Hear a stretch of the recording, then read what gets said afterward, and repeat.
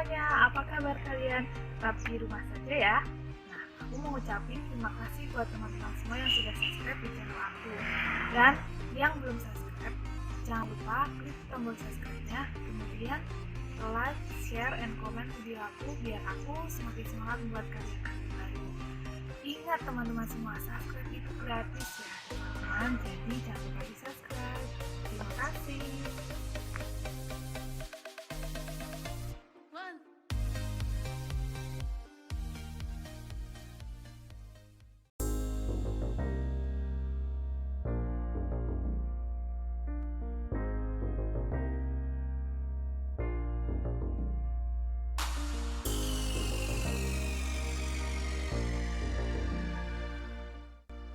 Halo anak-anak semuanya, salam jumpa. Bagaimana dengan kabar kalian? Semoga kalian selalu dalam keadaan yang sehat dan tetap semangat. Hari ini kita akan belajar tema 1 tentang menyelamatkan makhluk hidup, subtema 1, tumbuhan sahabatku, pembelajaran yang pertama. Apakah kalian tahu bagaimana cara perkembangbiakan tumbuhan? Tumbuhan berkembang biak dengan dua cara. Yang pertama, secara generatif, dan yang kedua, secara vegetatif. Perkembangbiakan tumbuhan secara generatif adalah perkembangbiakan secara kawin yang didahului dengan penyerbukan.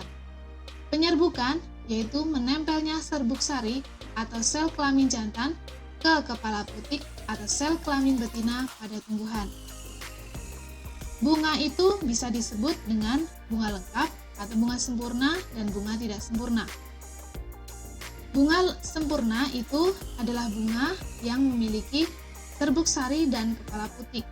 Kemudian, bunga yang tidak sempurna adalah bunga yang memiliki satu kepala putik saja atau satu serbuk sari saja.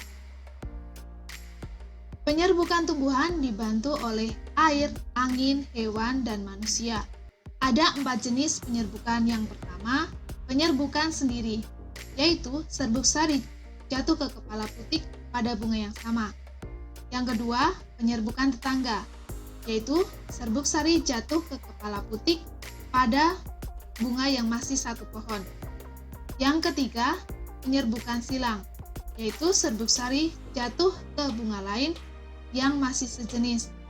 Dan yang terakhir adalah penyerbukan bastar, yaitu serbuk sari jatuh ke kepala putik pada bunga yang sejenis tetapi beda varietas. Ibu yakin kalian sudah memahami materi tentang perkembangbiakan tumbuhan. Perkembangbiakan tumbuhan dapat kita amati di sekeliling kita. Nah, sekarang Ibu mengajak kalian untuk mengamati perkembangbiakan tumbuhan yang ada di sekitar kita, yang nanti akan menjadi laporan.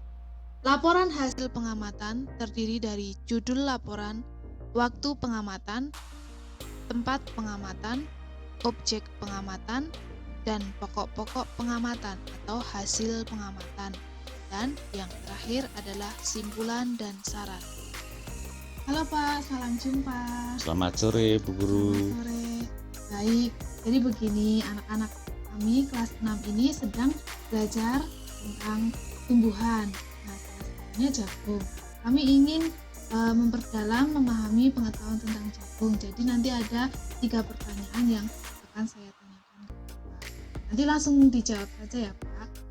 Untuk pertanyaan yang pertama, kami ingin tahu bagaimana cara perkembangbiakan jagung itu. Begini Bu Guru, untuk perkembangan jagung, tanaman jagung itu berkembang biak secara biji. Jadi kita menanam dimulai dari biji. Yang pertama kita siapkan lahan dulu, terus kemudian biji kita tugalkan di tanaman di lahan yang sudah kita sediakan dengan jarak kurang lebih 1 jengkal Bu Guru.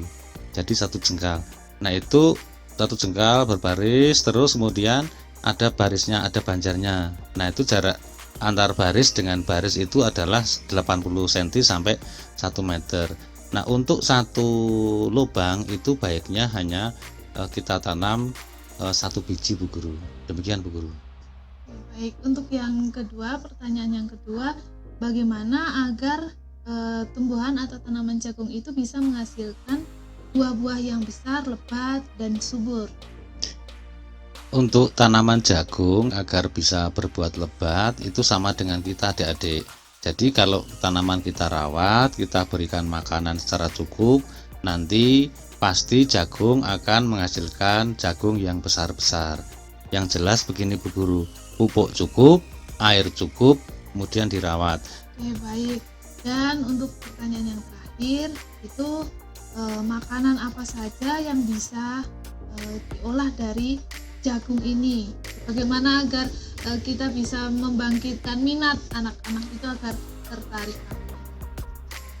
Sebetulnya begini adik-adik, bahwa jagung itu merupakan tanaman sumber pangan selain beras. Pada saat ini kita seakan-akan cuma mengenal satu sumber pangan, yaitu beras. Nah, sebetulnya begini Bu Guru, kalau kita menilik dari kandungan gizi yang terdapat pada biji jagung itu sebenarnya tidak kalah dengan kandungan gizi yang berada di biji padi atau beras. Memang ada kelebihan, ada kekurangannya. Nah, sebagai salah satu sumber pangan, maka jagung itu bisa diolah beraneka ragam. Kalau orang Jawa di sekitar kita itu ada yang mengenal seperti getuk itu tawonan itu Bu Guru. Kemudian bisa kita buat marning atau jagung yang digoreng itu Bu Guru, itu bisa. Nah, namun yang jelas adalah begini adik-adik. Nah, sekarang kan masih corona, kita nggak tahu kapan corona itu akan berakhir. Sumber pangan tidak hanya beras, jagung pun masih bisa kita gunakan untuk mengatasi kelangkaan pangan. Siapa tahu nanti corona tidak hanya 1 tahun atau 2 tahun atau 3 tahun. Kira-kira demikian Bu Guru. Baik, terima kasih, sudah sangat jelas sekali. Dan terima kasih juga kami kelas 6 diperkaya oleh ilmu dari apa yang Ibu Bapak sampaikan. Semoga nanti dapat bermanfaat untuk anak-anak dan anak-anak bisa belajar lagi dengan baik. Itu, terima kasih.